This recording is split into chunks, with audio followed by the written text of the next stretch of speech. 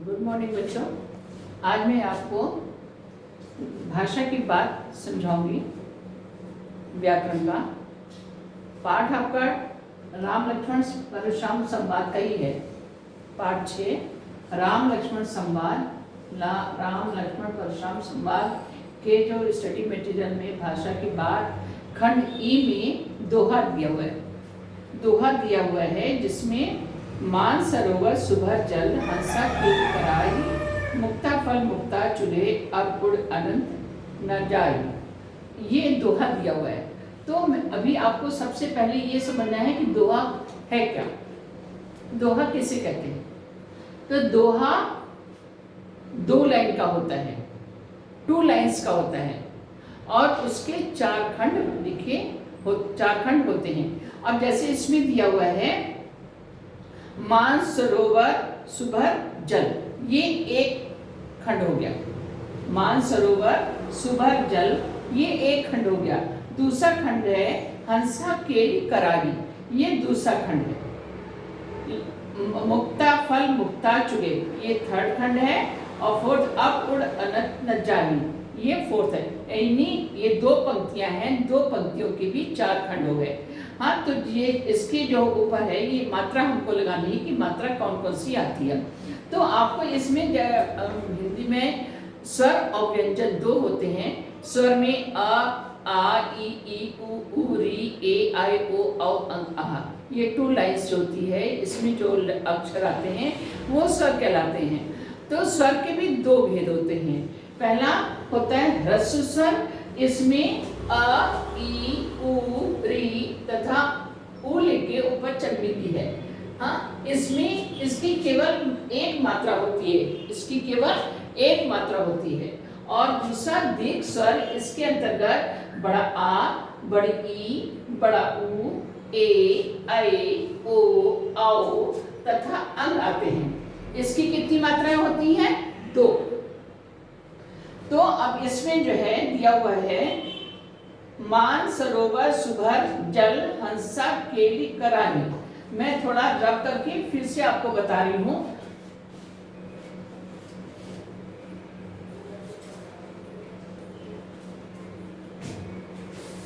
आपको समझाने के लिए मैंने लिखा था, तो अब मैं रब करके आपको बता रही हूं कि मात्रा कैसे लगती है, ये मैं आपको बता दूंगी।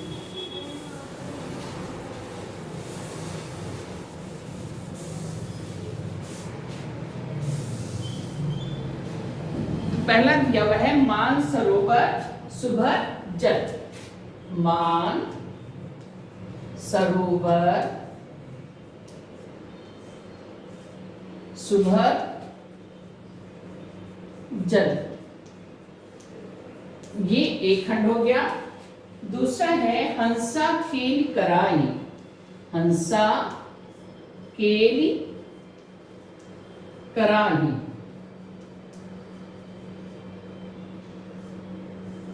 देखिए अब मान, हम जब कोई लेटर लिखते हैं, मान लीजिए जैसे हम आपको समझा रहे हैं, देखिए जैसे हमने लिखा है गंदा या मंद या चिंता,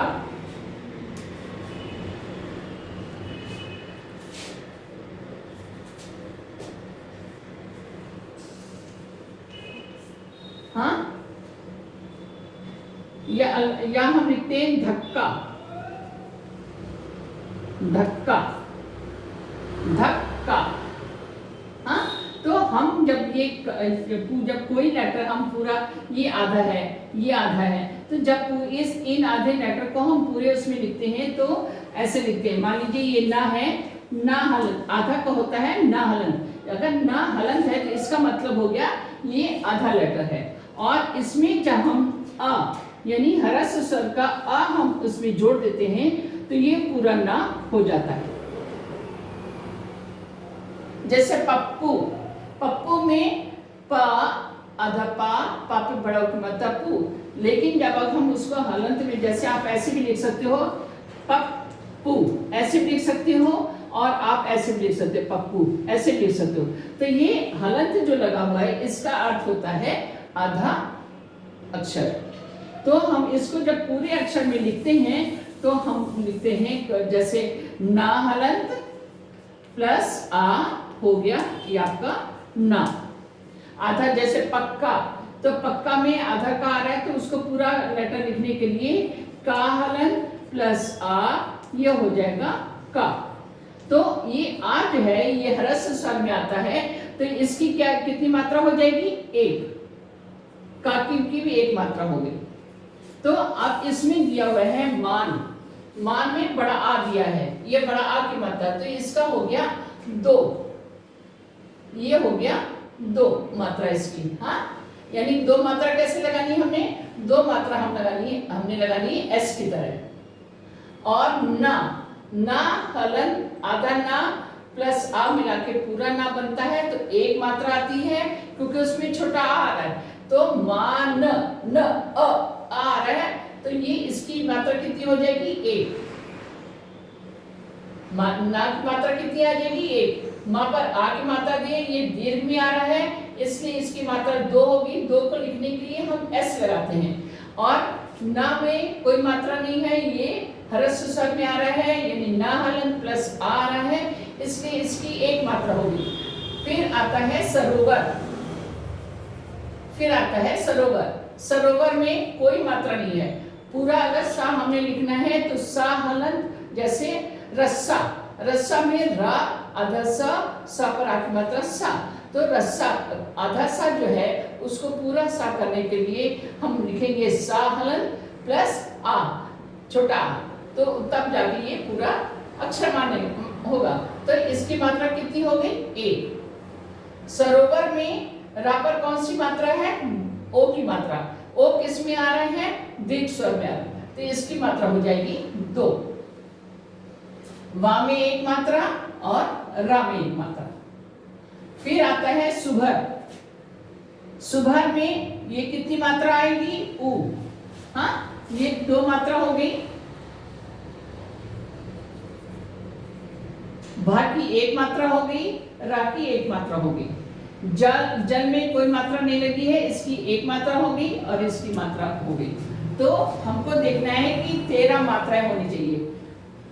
ये एक खंड हो गया, ये दूसरा खंड हो गया, तीसरा खंड था मुक्ता फल मुक्ता चुगे। मुक्ता, मुक्ता फल मुक्ता चुगे।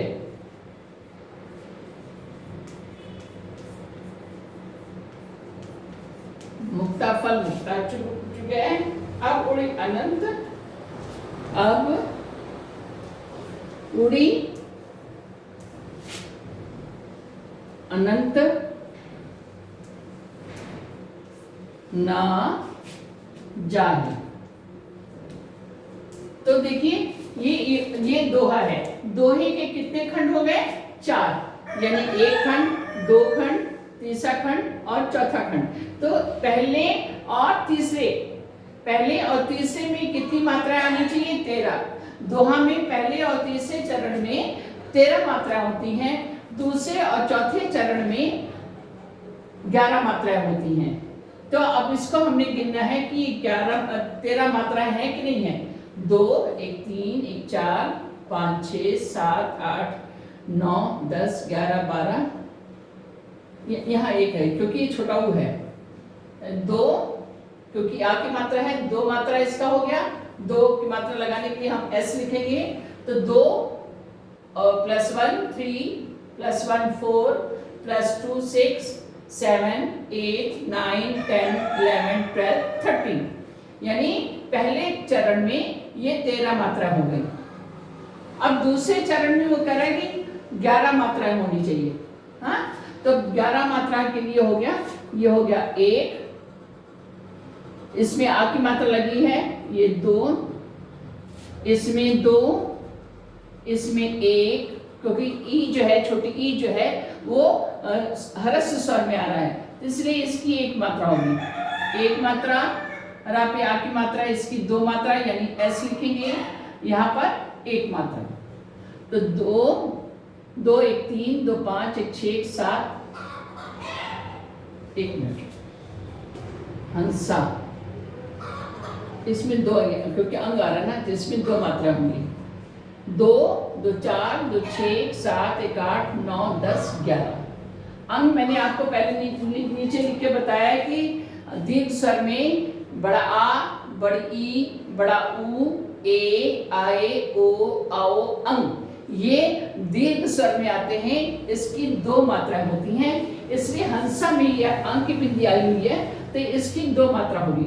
तो यहाँ दो मात्रा होगी, सा पर बड़ा आ की मात्रा लगी, इसकी दो मात्राएं हो गई। का पर एक की मात्रा लगी, इसकी दो मात्राएं हो गई। ला पर छोटी ई की मात्रा है, इसकी एक मात्रा होगी। ई जो है वो ह्रस्व स्वर में आ रहा है। का एक मात्रा, रा पर बड़ा आ की मात्रा है, इसकी दो मात्राएं हो गई। हा पर छोटी ई की मात्रा है, इसकी एक मात्रा होगी, क्योंकि छोटी ई ह्रस्व स्वर में आ रहा है। तो 2 + 2 यानी 2 + 2, 2 में 2 जोड़ोगे 4, 2 6 7 1 8 9 10 11, यानी दोहे में पहले और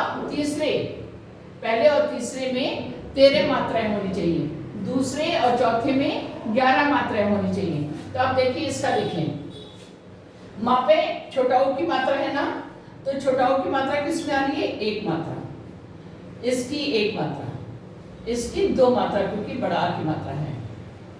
फल में एक मात्रा, ला में एक मात्रा, इसकी एक मात्रा, मुक्ता, अच्छा, इसकी एक मात्रा, इसकी दो मात्रा, चुगे में एक मात्रा और इसमें दो मात्रा, दो मैंने लिख दी, इसको एस लिखा है। तो 1 + 1 2 2 2 4 5 6 7 8 9 10 11 12 13। देखिए फर्स्ट में 13 आ गया और थर्ड चरण में भी 13 आ गया। अब सेकंड और फोर्थ इसमें 11 मात्राएं आनी चाहिए। अब में एक, आ में एक मात्रा, बा पर एक मात्रा, ऊ में एक मात्रा, डी पे एक मात्रा, आ पर एक मात्रा, ना पर एक मात्रा, ता पर एक मात्रा, ना पर एक मात्रा, जाई पर 2 मात्रा और ही पर एक मात्रा। तो 1 2 3 4 5 6 7 8 9 10 11 देखिए हो गया ना। तो दोहे में, दोहे की क्या विशेष है? एक तो ये दो पंक्तियों का होता है और 4 खंड आते हैं, और इसके प्रथम चरण और तीसरे चरण में 13 मात्राएं होती हैं, दूसरे और चौथे चरण में ये कितनी मात्रा आती है? 11। तो इसको बोलते हैं 1 और 3, इसको विषम चरण बोलते हैं। दूसरे और चौथे को क्या बोलते हैं? सम चरण। तो इस तरह ये आपका मात्राएं लगी हैं। तो दोहा है, दोहा मैंने आपको बता दिया, इसमें दोहा भी दिया हुआ है। मान सरोवर सुभर जल, हंसा केर कराही, मुक्ता फल मुक्ता चुके, अब उड़ अनंत न जाए। ये आपको समझ में आ गई, मैंने आपको लिख करके बता दिया कि कैसी मात्रा। दो मात्रा के लिए एस लगाते हैं और एक मात्रा के लिए ओनली वन लगाते हैं, बस। आगे देखिए, चौपाई छंद समझाइए, एक उदाहरण लिखिए। मात्रिक छंद चौपाई 4 पंक्तियों का होता है। कितनी पंक्तियों का होता है? दोहा 2 पंक्तियों का होता है और चौपाई 4। चौपाई यानी चौ का अर्थ होता है 4, है ना, पाई का अर्थ है चरण, 4 चरणों का होता है, 4 पंक्तियों का होता है। इसमें ये नाथ संबुधन भंजनहारा होई है केव एक दास तुम्हारा, आइए का कहे किन मोही, सुन दिसाए बोले मुनि को ही। ये 4 पंक्तियां हैं। तो इसमें छंद में 4 पंक्तियां होती हैं और इसकी प्रत्येक पंक्ति में 16 मात्राएं होती हैं। छंद की प्रत्येक पंक्ति में 16 मात्राएं होती हैं। अब ये मैं आपको बता दे रही हूँ। देखिए इसमें दिया हुआ है नाथ संबुधन भंजनहारा। मैं 1 लाइन करके बोली, नाथ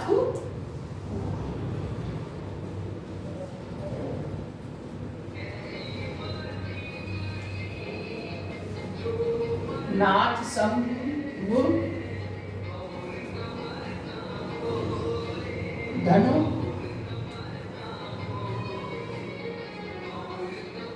भंजनी हारा, नाथ संबुधन भंजनी हारा। अब इसमें मात्रा लगाए, देखिए ये है छंद, ये है छंद। अब इसमें देखिए, इसमें प्रत्येक पंक्ति में जो है 16 मात्राएं होनी चाहिए।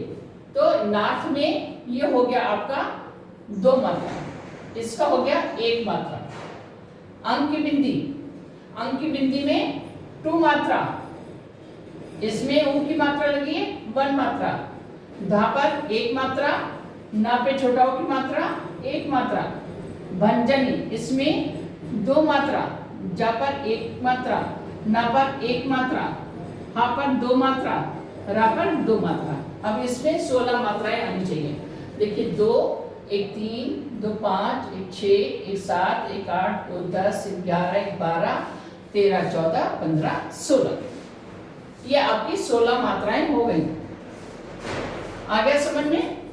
उसकी दूसरी लाइन में आता है, होई कोई एक दास तुम्हारा, ओ ई होई ही क्यों एक दास तुम्हारा। अब इसमें देखिए, होइए कोई एक दास तुम्हारा, हो ओ इस पर आ जाएगा 2 मात्रा, ई 1 मात्रा, छोटी ई की मात्रा है 1 मात्रा, ए का पर 1 मात्रा है 2 मात्रा, छोटा ऊ 1 मात्रा, ए 2 मात्रा, का 1 मात्रा। दास में 2 मात्रा, सा पर 1 मात्रा, ता पर छोटा की मात्रा 1, मा 1, हा पे 2 मात्रा, रा पर 2 मात्रा।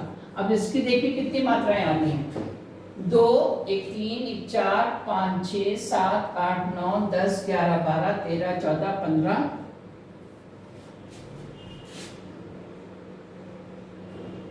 एक मिनट, ओ ई के ऊ,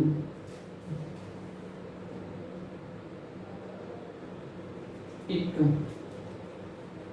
दास तुम्हारा, तुम्हारा में आ रहा है ता पे छोटा मात्रा 1 मात्रा, ये तुम्हारा ये माँ हलंत है, इसमें ये हा पे 1 मात्रा, ये 2 मात्रा, और रा पर 2 मात्रा। तो 2 1 3 1 4 5 6 7 8 9 10 11 12 13 14 15 16।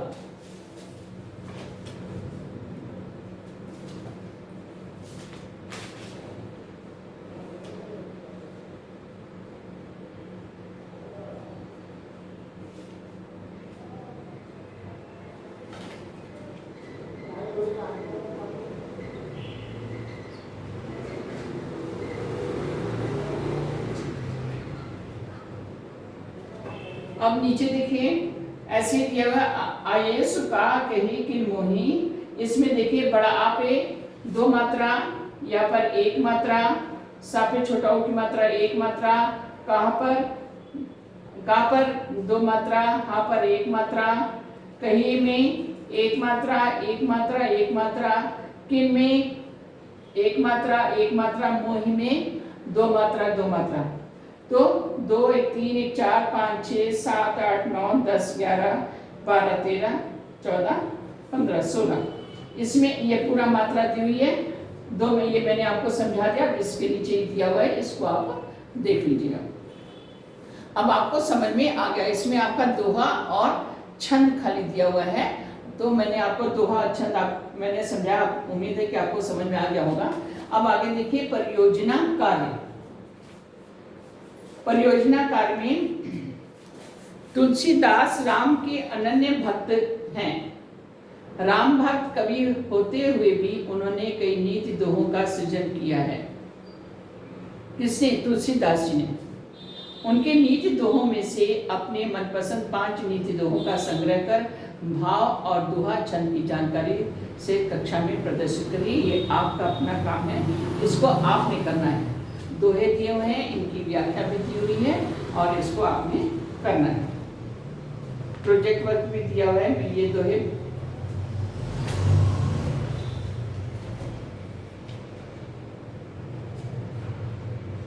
लघु प्रश्न 4-5 पंक्तियों में लिखिए। तुलसीदास के बारे में आप क्या जानते हैं? तुलसीदास राम भक्त कवि थे, ये राम भक्ति शाखा के प्रमुख कवि थे। देखिए योग 4 थे, 4 होते हैं, आदिकाल, भक्तिकाल, रीतिकाल और आधुनिक काल। हर समय समय पर कवि हुए हैं। आदिकाल में पहले जो कवि थे या लेखक थे, उनको भाषा का पूरा ज्ञान नहीं था, इसलिए वो कभी खड़ी भाषा का प्रयोग करते थे, जैसे कबीर थे। और भी उनकी तरह जो मतलब ईश्वर भक्ति, मूर्ति पूजा पर घोर निंदा करते थे। मूर्ति पूजा करना वो अच्छा नहीं समझते थे। वो ये कहते थे कि मूर्ति पूजा करना व्यर्थ है, हमको अगर पूजा करनी है तो हमें सच्चे मन से ईश्वर की अगर हम आराधना करें तो हमें अब ईश्वर की प्राप्ति अवश्य होगी, यानी उसका फल हमें अवश्य मिलेगा। तो वो मूर्ति पूजा के विरोधी थे। तो फिर उसके बाद भक्ति काल आता है। भक्ति काल में सूरदास, तुलसीदास और मीराबाई, रसखान, ये सब कवि आते हैं। रीत काल में भूषण है, बिहारी हैं, ये सब कवि आते हैं। आधुनिक काल के कवि अधिकतर मैथिली, षणमुक्त, रामचंद्र शुक्ल, ये सब आते हैं। तो बहरहाल ये जो है आपको तुलसीदास जो है वो भक्ति काल के कवि हैं और उन्होंने वे राम के भक्त थे। उन्होंने राम भक्ति की ही कविताएं यानी उन्होंने लिखी हैं, रचनाएं की हैं। तो ये यहाँ तुलसीदास जी का दिया हुआ है। तुलसीदास जी के बारे में क्या जानते हैं? तुलसीदास जी का जन्म उत्तर प्रदेश के बांदा जिले में हुआ। उनके गांव का नाम राजापुर था। उनका जन्म 1532 में तथा मृत्यु 1632 में हुई। रामचरितमानस उनकी प्रमुख रचना। रामचरितमानस के अलावा कवितावली, गीतावली, दोहावली, विनय पत्रिका, पर्वय, रामायण, पार्वती मंगल, जानकी मंगल, हनुमान बाबुक आदि उनकी प्रमुख रचनाएं। अवधी और ब्रज भाषा दोनों भाषाओं का उन्होंने प्रयोग किया है। उनके काव्य में मूल्यवान नीतियाँ हैं। अब इसमें दूसरा क्वेश्चन है कि आपको राम, लक्ष्मण और परशुराम में किसका चरित्र सबसे अच्छा लगा, क्यों? मुझे राम का पात्र सबसे अधिक अच्छा लगा क्योंकि राम बड़ों का आदर करते थे, वे निडर और साहसी थे, उनमें धीरज था, संयम था, वे विनम्र थे, मृदुभाषी थे। यानी जिस तरह परशुराम जी क्रोधित हुए तो उन्होंने बड़ी विनम्रता के साथ उनके क्रोध को शांत किया और उन्होंने धनुष तोड़ने का कारण बताया। परशुराम जी कहते हैं कि शिव धनुष तोड़ने वाला, उन्होंने बताया कि शिव जी का धनुष तोड़ने वाला तो कोई आपका दास ही होगा, इसलिए राम को मर्यादा पुरुषोत्तम कहा गया। उनके गुण को हमें जीवन में भी अपनाना चाहिए। क्रोध से हमें क्यों बचना चाहिए? क्योंकि क्रोध से जो है से हमारे बने हुए काम भी बिगड़ जाते हैं। अगर हम किसी पर क्रोध करते हैं तो कोई भी हमको पसंद नहीं करेगा। कोई भी अगर हम किसी से काम करवाना चाहते हैं तो कोई भी हमारा काम नहीं करेगा, सब लोग हमारी बुराई करेंगे, निंदा करेंगे। तो क्रोध में बने काम बिगड़ जाते हैं। क्रोध की जितनी निंदा की जो उतनी कमी या मनुष्य की कमजोरी, क्रोध विध्वंस का कारण बन सकता है। क्रोध में मनुष्य अंधा बन जाता है, उससे अच्छे बुरे का ज्ञान नहीं होता है। क्षण भर के लिए वह पशु के समान प्रतीत होता है, यह द्वेष के कारण पैदा होता है, क्रोध पतन का कारण होता है, वह मनुष्य को विनाश की ओर ले जाता है। अतः हमें क्रोध नहीं करना चाहिए। राम लक्ष्मण परशुराम संवाद पाठ से हमें क्या शिक्षा मिलती है? राम लक्ष्मण परशुराम संवाद पाठ से हमें यह शिक्षा मिलती है कि हमें ईश्वर को किसी वस्तु में नहीं समझना चाहिए। ईश्वर निराकार है, सर्वत्र व्यापी है, और वो एक जगह नहीं है, सब जगह है, कण कण में है। तो ईश्वर को किसी वस्तु में नहीं समझना चाहिए। जैसे परशुराम का मानना था कि ये वे शिव के भक्त थे, वे शिव को ही शिव धनुष उनका जो धनुष था उसी में वो मानते थे उनका स्वरूप। तो इसमें उनका कहना था तुलसीदास जी का कि तो इसकी ईश्वर को किसी वस्तु में हमें नहीं समझना चाहिए। ईश्वर केवल मूर्ति में नहीं बसता, वह सर्वत्र है। साथ ही इसमें क्रोध एवं समस्या का समन्वय दर्शाया गया है। इसमें दर्शाया गया कि वीर अभिमानी नहीं होते हैं। जो वीर होते हैं, जो वीर पुरुष होते हैं, वे अभिमानी नहीं है। अभिमानी का अर्थ होता है घमंड करना। वे बड़ों का आदर करते हैं। हमें क्रोध से बचना चाहिए। यदि कोई हम पर क्रोध प्रकट करता है तो हमें स्वयं पर संतुलन रखना चाहिए और बड़ी विनम्रता के साथ उनकी शंकाओं का समाधान करना चाहिए। हमें अपनी बात बताकर उनके दूसरे के मन में जो हमारे विपरीत, हमारे खिलाफ जो उनकी भावनाएं हैं, उनको उनकी शंका को दूर करना चाहिए। लक्ष्मण ने धनुष के टूट जाने के कौन कौन से तर्क दिए? लक्ष्मण ने कहा कि धनुष इतना पुराना था और जीर्ण था कि रघुपति का अर्थ है राम जी, तो रघुपति के छूते ही टूट गया। वे कहते हैं कि मेरे समझ में तो सभी धनुष समान होते हैं। हमने बचपन में बहुत से धनुष तोड़े और खेले भी, गुरुकुल में खेले, वहाँ पर भी मैंने बचपन धनुष तोड़े, लेकिन उस समय किसी ने मुझे डांटा नहीं, किसी ने मुझे कुछ भी नहीं कहा, आपने भी मुझे कुछ नहीं कहा, आपने मुझ पर क्रोध भी नहीं किया। तो आपने उस समय अगर क्रोध नहीं किया तो मैं तो हर धनुष को एक समान समझता हूँ। तो आज इस धनुष पर आपकी ऐसी कौन सी ममता है जिस कारण आप इतने आग बबूला हो गए, यानी आप इतने क्रोधित हो गए? क्रोध का हमारे जीवन में क्या महत्व है? क्रोध मनुष्य की कमजोरी मानी जाती है। मनुष्य का क्रोधी होना जरूरी भी नहीं है, किंतु कभी कभी क्रोध भी आवश्यक हो जाता है। भ्रष्टाचार, अत्याचार, अनाचार आदि को देखकर यदि मन में क्रोध उत्पन्न न हो तो हम उन्हें रोकने के लिए अग्रसर नहीं होंगे, दूर करने का प्रयास नहीं करेंगे। अतः क्रोध कमजोरी होते हुए भी कभी कभी अनिवार्य हो जाती है। अब आपका ये हो गया। अब आप देख करके इसमें जितना भी आपके अभ्यास काल में दिया हुआ है पूरा आप लोग लिख लीजिएगा। भावार्थ भी दिया हुआ है और इसको समझने की कोशिश करिएगा। मैंने भी आपको कल भावार्थ समझा दिया है। अगर आपको समझ में नहीं आ रहा है तो आप एक बार फिर से पूछ लीजिएगा, मैं आपको बता दूंगी। देखिए इसमें, देखिए पेज नंबर 142, शब्द भंडार। प्रथम प्रश्न पत्र हेतु निम्नलिखित प्रश्नों के उत्तर के लिए सही विकल्प कीजिए। केवल एक दास, तुम्हारा दास रेखांकित शब्द के पर्याय है। तो किसका पर्यायवाची होगा इसमें आपको लिखना है। दास का क्या है? पास, सेवक, सेवक लाभ, धर्मराज, सेवक नौकर, यानी यहाँ पर डी पर आप टिक करिएगा। महिप के पर्याय, महिप का अर्थ होता है राजा और नृप, यहाँ पर आप एक को टिक करिएगा। वही केवल एक दास तुम्हारा, दास का अर्थ होता है दास स्वामी। दास का विलोम शब्द क्या होगा? स्वामी। सौभाग्य एक है रेखांकित शब्द का विलोम, सौभाग्य दुर्भाग्य। बी पर टिक करिएगा। नृप बालक का अर्थ है राजकुमार, यहाँ पर बी को टिक करिएगा। परसु का अर्थ होता है कुल्हाड़ी, तो यहाँ पर बी को टिक करिएगा। विदित सकल संसार, सकल संपूर्ण, यहाँ पर 7th में ए को टिक करिएगा। भव धनुही तोरी लड़काई, लड़काई का अर्थ होता है बचपन, यहाँ 8th में डी को टिक करिएगा। वर्तनी की दृष्टि से अशुद्ध शब्द है नुप बालक, इसमें डी को टिक करिएगा। 10th में डी को टिक करिएगा। बल लगाने पर उसके माथे पर बल पड़ गया। बल शब्द के विभिन्न अर्थ, एक बल का अर्थ होता है ताकत और एक बल का होता है वेग। एक मिनट। शक्ति और मोड़, ए को यहाँ पे टिक करिएगा। बल का अर्थ होता है शक्ति और एक बल का अर्थ होता है मोड़। सूरज इस शब्द का तद्भव है सूर्य, 12th में ए को टिक करिएगा। अग्नि शब्द का तद्भव है आग, इसमें बी को टिक करिएगा। रेसठ सुने स्वभाव, स्वभाव, ए को टिक करिएगा। 14th में ए। सहस्त्रबाहु शब्द का शुद्ध रूप है, शुद्ध रूप बी, सहस्त्र बाहु, बी को टिक करिए। अरे करिए लड़ाई, लड़ाई शब्द का शुद्ध रूप लड़ाई, बी को टिक करिएगा। 16 में बी को टिक करिए। लखन कहाँ हंसी हमरे जाना, शुद्ध का शब्द का शुद्ध रूप लिखिए, तो इसमें डी आएगा। लखन का शुद्ध रूप क्या होगा? लक्ष्मण, डी को टिक करिएगा।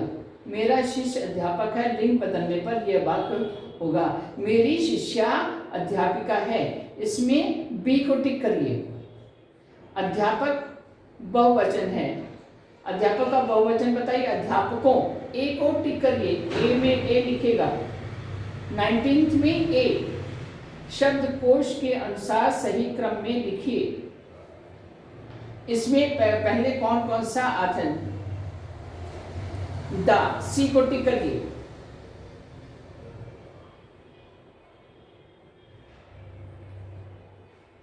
इसमें सी को टिक करिए। द पहले आएगा, द के बाद फिर ना आता है, फिर पा आता है, फिर मा आता है। तो यानी दास, नाथ, परस, मुनि। 20 में सी लिखेगा ब्रैकेट में। जग, संसार, विश्व, मग बेमेल शब्द हैं, तो इसको बेमेल शब्द पहचानिए। कौन सा शब्द जो है बेमेल है? जो इससे मग, सी वाला टिक करिए, क्योंकि जग माने संसार, संसार माने संसार, विश्व माने संसार, मग एक प्रकार का बर्तन टाइप का, तो इससे मग जो है वो अलग है। नर, आदमी, महिला, मनुष्य बेमेल शब्द पहचानिए। नर, इसे महिला आएगा। नर का अर्थ होता है मनुष्य, आदमी का अर्थ होता है मनुष्य, मनुष्य। महिला का अर्थ होता है स्त्री, इसे महिला जो है वो बेमेल है। ए को इसमें लिखेगा। 22 में ए लिखेगा, ए को टिक करिएगा। मित्र का विलोम शत्रु, मित्र का विलोम शत्रु। 23rd में बी को टिक करिए। एकता का विलोम अनेकता। 24 में सी को टिक करिए। पुनरुक्त शब्द का अर्थ है आगे पीछे। पुनरुक्त शब्द कौन सा है का उदाहरण? जब जब। पुनरुक्त एक शब्द जब बार बार आता है तो उसे पुनरुक्त बोलते हैं, तो इसमें सी को टिक करिए।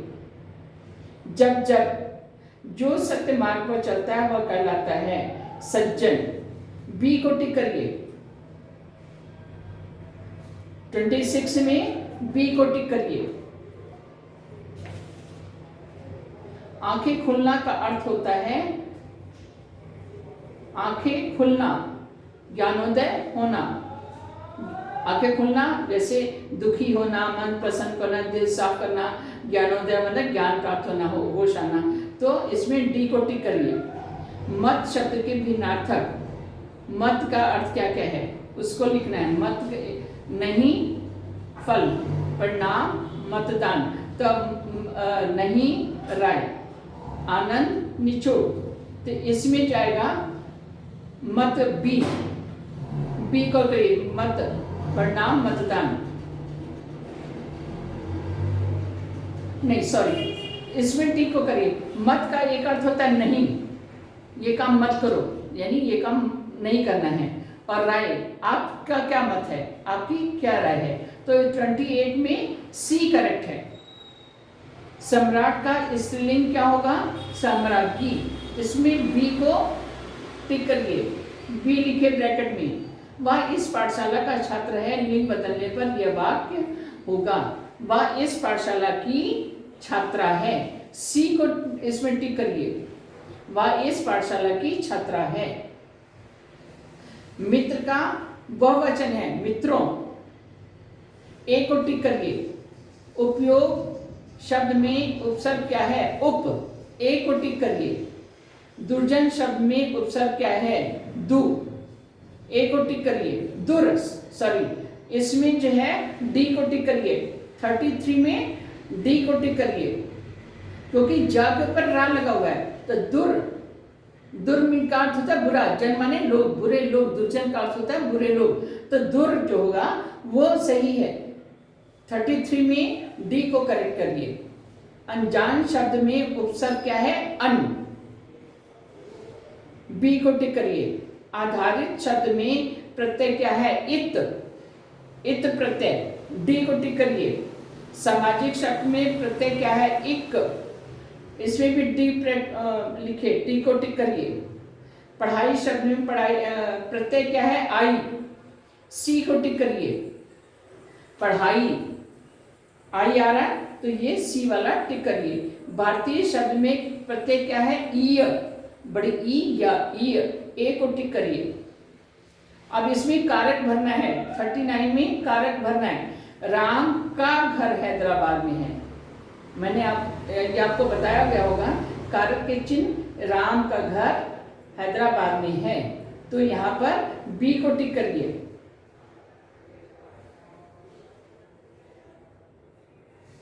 मैं भैया से, बी को टिक करिए। मैं भैया से 5 वर्ष छोटा हूं, उचित कारक विभक्ति से रिक्त स्थानों की पूर्ति कीजिए। इसमें बी को टिक करिए। ये मैंने आपको पूरा ग्रामर करा दिया है। अब इसके आगे का जो दिया हुआ है वो आप अपने आप स्वयं इसमें देख करके भर लीजिएगा। धन्यवाद।